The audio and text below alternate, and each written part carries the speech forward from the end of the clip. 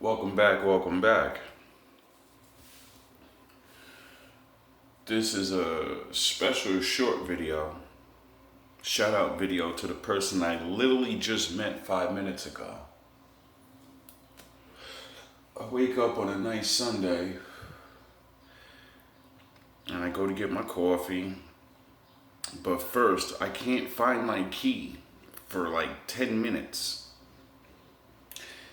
Me being understanding of the Lord, I know he does things like that. So I'll see people or I'll see something. So instead of getting upset like I always do, I got a little upset, but I put it in my brain. All right, you're about to see something. You're about to talk to somebody. You're about to get an idea of something. Who knows? So I begin to search. I find my key finally, and I just immediately walk out the door. As I start walking, I notice this Jeep, and it has this quote on it about when you're in the storm, I am the storm, and that the devil can't beat you, and all this different stuff that I say to you guys, right? And I walked past it many a times. It's probably in my videos. I probably even showed in my video one day, like, you go, look, that's the coolest thing ever. Anyway,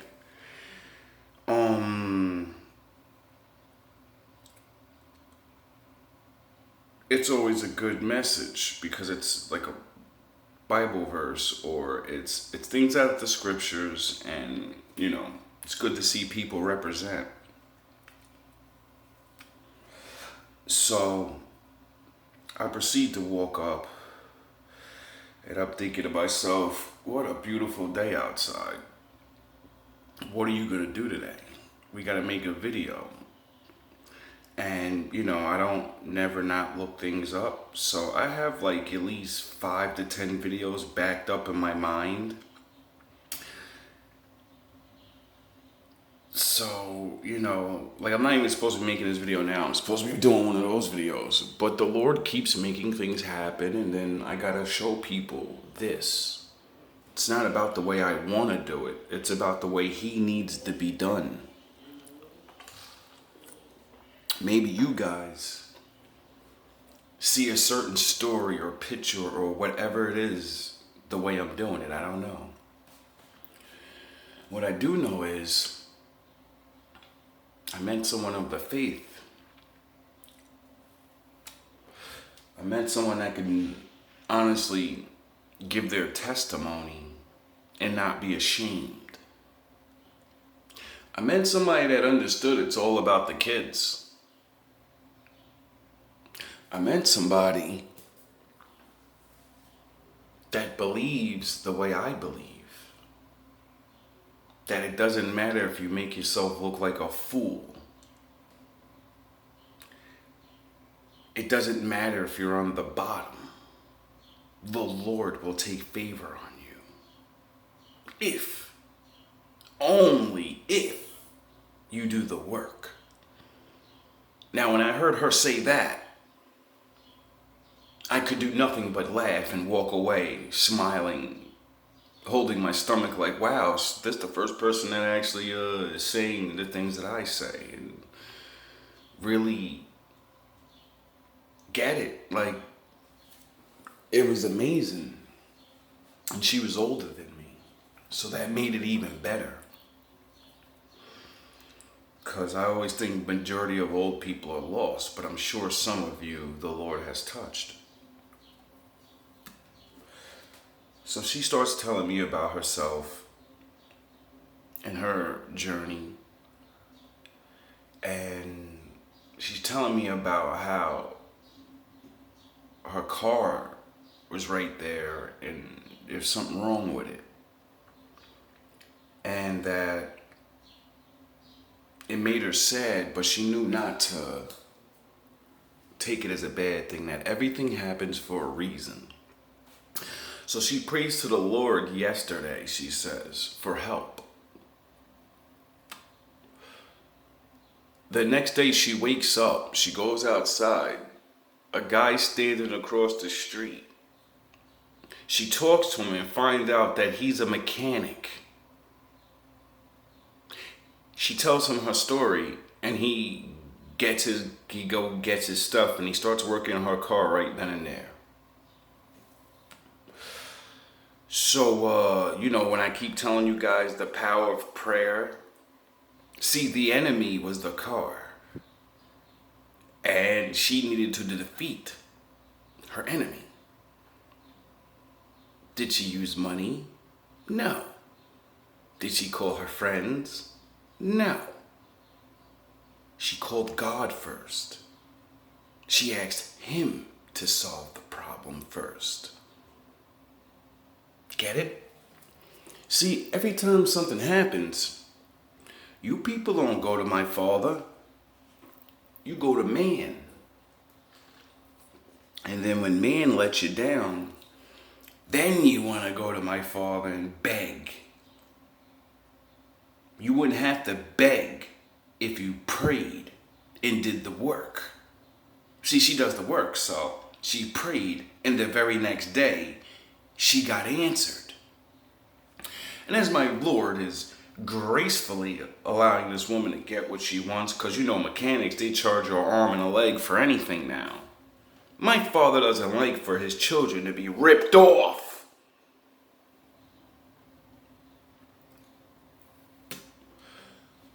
So I walk by and I tell her, thank you for putting that sign on the back of your truck. It helped me in a time of need. I speak of the Bible a lot, and I was going through some things, and literally I watched motivational speeches and stuff, and one of them said something about life troubles and blah blah blah, and it said that when a storm comes, a real warrior will look at the face of the storm or something like that and say, I am the storm. I fear nothing because the Lord's with me. And she says, yeah, that's why I put it there, because it's like one of the greatest things that's said in the Bible. And what did I teach y'all? There's nothing that anyone says good or does good that isn't already written. People plagiarize my Father if the Lord sued man for plagiarism, man would have nothing. We would have nothing. Now, as we begin to talk and I explain certain things about my life, she tells me to keep the faith, and just do the work, and the Lord, he has a mission for everyone. Most people just don't go on the mission. So that brightened up my reality, because what do I say in this channel? I'm on the mission of God, and nothing on earth can stop me. And if you try to stop me, my Father's going to destroy you. Period.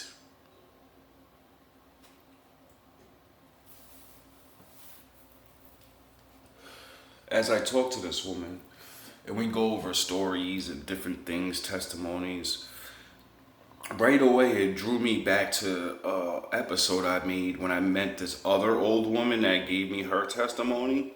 And I made a video about how I think the Lord wants me to walk around, find other people that he has saved, and then let them give their story. And then you people that he doesn't save because you won't do the work, then you won't be able to just look at my video and say, it's just him. I don't really want to believe it because it's just him.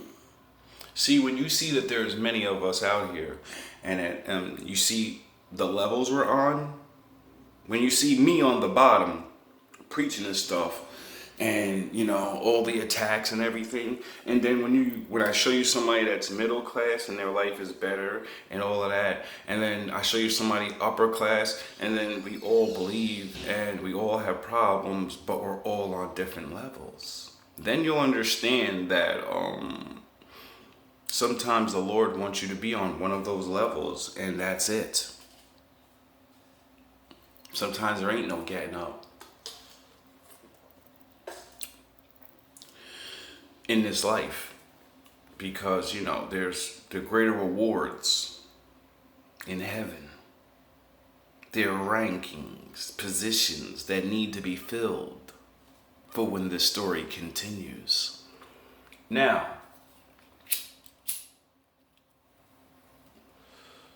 it was amazing to me because, like I say, when people meet me on the street, you get the real version of me, the niceness, the kind, goofy, loving of God. And then if you don't do stupid stuff, you won't bring out Vegeta, the street nigga. And I won't have to talk that yo stuff and all of that gangster and all that. I won't have to get down on your level. So as I'm speaking to this woman in my natural state of goofiness and happiness and love, I slip up and say, yeah, man, like, you don't realize how much you helped me just by that, leaving that on your truck. And I say, yeah, because I was making video one day and I walked past it, and it just so happened I was talking about that, and your truck was there to confirm it, about how to never give up and how times will be hard. And she asks me, what's the name of your channel? So right away I get embarrassed because the Vegito, the gangsta stuff that I have to do on here, and the niggerish ways. And I tell her, I would love for a real person of the faith to watch me. And, because we actually pray for each other and prayers actually work. And I tell her, but I'm a little embarrassed. She says, why? I said, because you're one of us. You're a person of the faith. And I like to look presentable. I like to be presentable. I like to, talk regular and not mean and yell and curse and scream and all of these things. And she says, don't worry about that. It doesn't matter.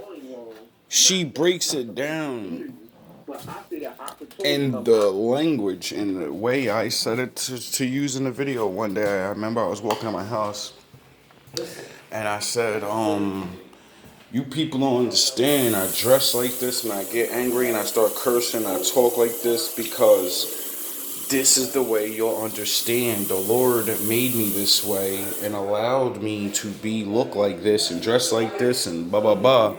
It's because that's who He has me looking for. I'm looking for the people that dress like this. I'm looking for the downtrodden. I'm looking for the gangsters. I'm looking for the people that don't want to live that life no more. And if I come dressed up in a suit, they're going to look at me like, oh, one of these church boy guys. And I don't want to hear that shit, Sharif.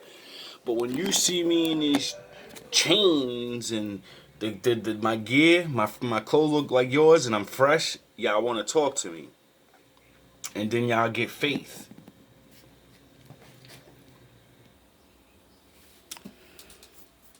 Sorry, I had to pause the video real quick, so kind of forgot which way I was. But, oh yeah. And, that's what I kind of, it's not like I don't come from the era of the 80s and hip hop and the ghetto. So, of course, I'm going to have interest in this style of dress.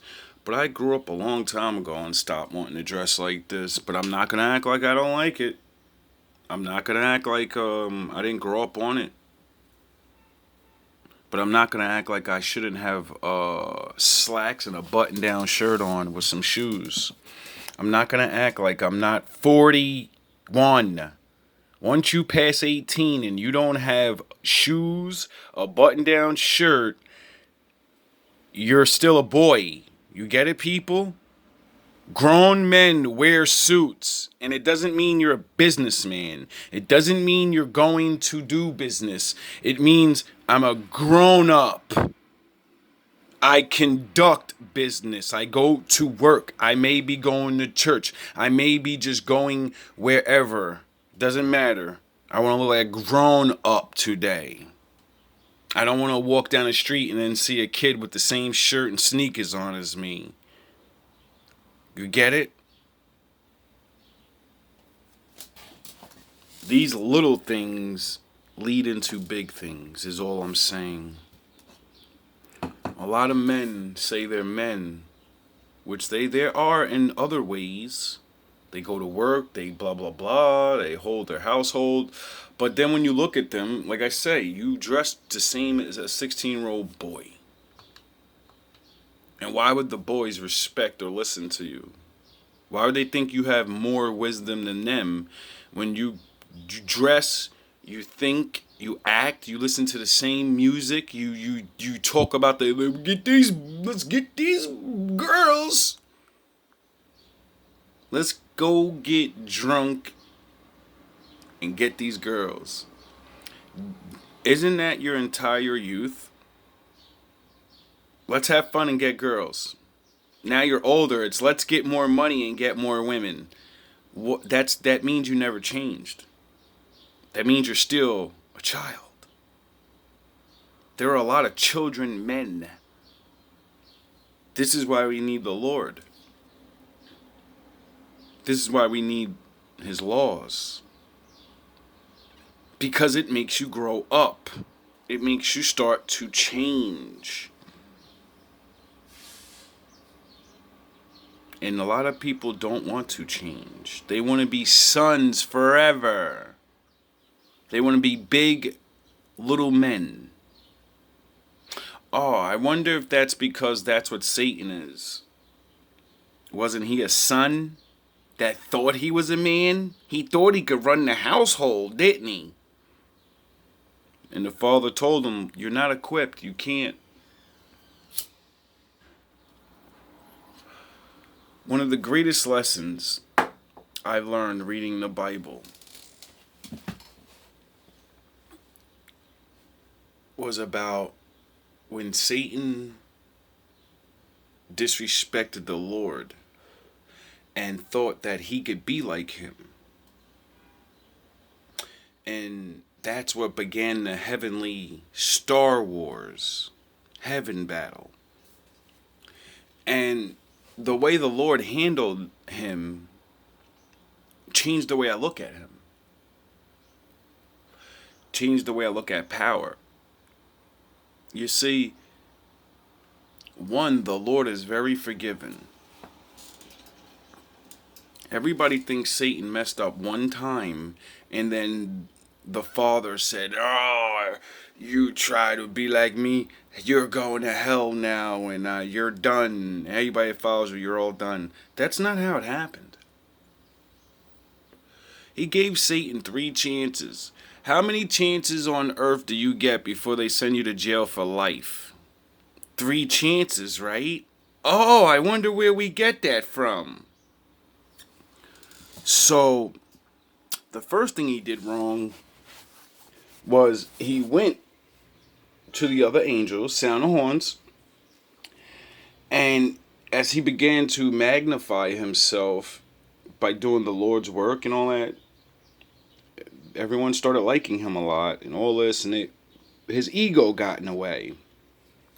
So as he begins to plot against the Most High and run his mouth talking about how he could be like him, and I think I should run things like all you snake dudes do. Classic story of no matter what level, bums to the richest. There's always a guy that does this. And he tries to get everybody to overthrow the Lord. And the Lord could have had him executed right there. Could have casted him down right there. Did he do it? No. What did he do? He said, tell him to come to my room. Tell him to come in here. So like the big dog he is, he says, listen, I heard you was talking about me. I know you talking. You really think you could be me? He doesn't say it exactly like this. And Satan, I guess he says yes or no or whatever. He says something that's, not no. So instead of being the awesome mighty being of infinite power and getting off his throne or calling in his guards or shooting him with powers or all these different things he could have did to him right then and there and ended the story right then and there and pounded him, he didn't. He looks at him and improves his awesome magnitude of godly powers. And he tells him, if you think you could be me, if you think you're the one, look at me then. Because he's sitting in his throne, and his throne has this fire that sits around it, right? And only he can walk through that fire, and only he can look through the fire. Everything else in existence, if you look at the fire, you evaporate immediately. You go bye-bye. So instead of the Lord getting up and say, let's box, let's shoot the one so I could beat you up and everybody can see that you're not better than me. And then they'll all fear me forever because when I pummel you in front of everyone, like how men do. Oh, you want to be the boss? You want to be the tough guy gang leader? All right, we're going to do the one-on-one. I'm going to beat you up in front of everybody. And then everybody's going to know I'm the one. So instead of the Lord doing that right away, like a man would, he says, look at the fire and prove you're like me. Because you told everybody you could be like me, you could do what I do. Now, I don't want you to do the hard stuff and create a whole reality and stuff and make all these things and all the greatness I did. Now, I want you to do the simplest thing to prove you're like me. Look at me. Look at me. Pick your head up and look through the fire. You know what Satan did? He walked out of the room. If he was so convinced that he could be like the Most High, why didn't he try to do it? Why didn't he look? Because he knew deep in his heart he wasn't the Most High. And he knew, if I look at my daddy, I'm going bye-bye forever. So, that was the first thing. And then, that's when I believe the heavenly war breaks out.